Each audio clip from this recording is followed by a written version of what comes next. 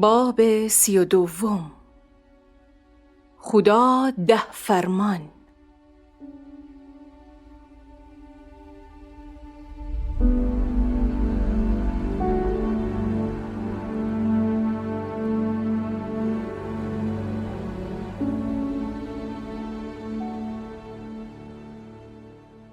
بعدن که بنی اسرائیل مصر جا بیرون بموبید 2 ماه بگذشته بو که فرسیدی کوه سینا و کوه جلو خیمه بزید.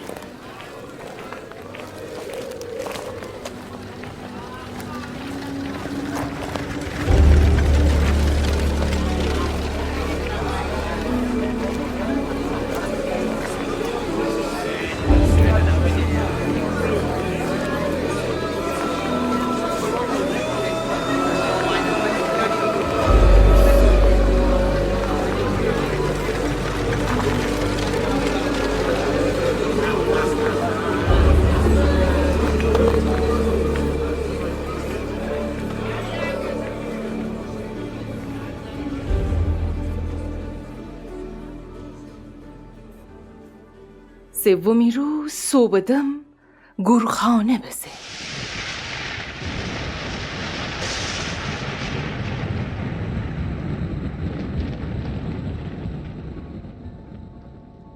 سیاه ابر کوه جور نمایان بسته و اوشن کرنا صدای بیشتوستی جوری کی تمام قوم ترس جا برکس دیدی.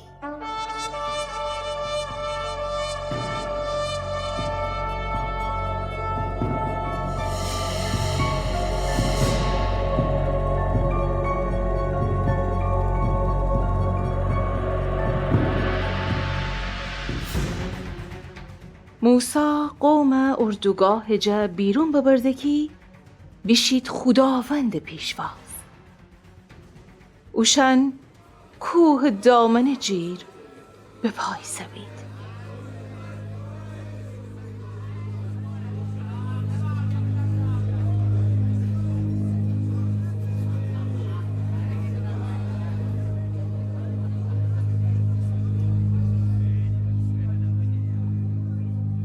خدا موسای دوخد کوه جور و موسا اوشو.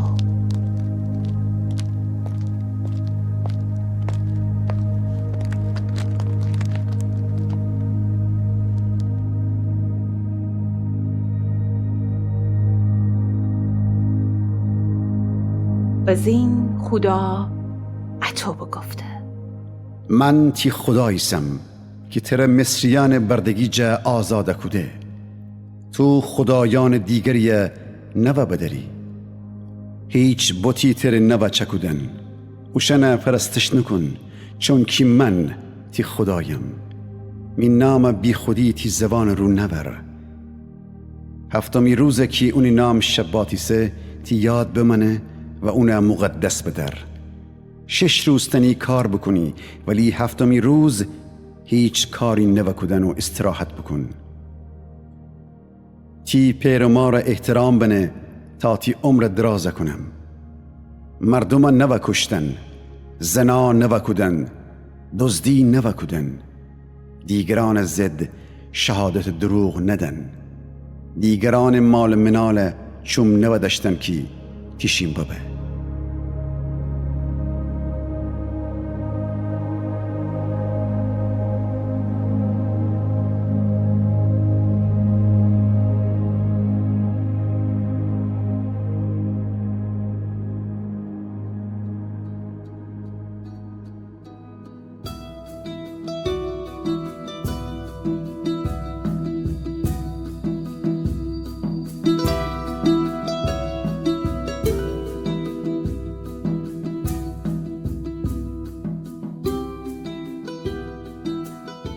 وقتی که خداوند خوگبان تومامه کده 2 سنگ تخت موسای فدکی و 10 فرمان اوشن رو بینویشته بود.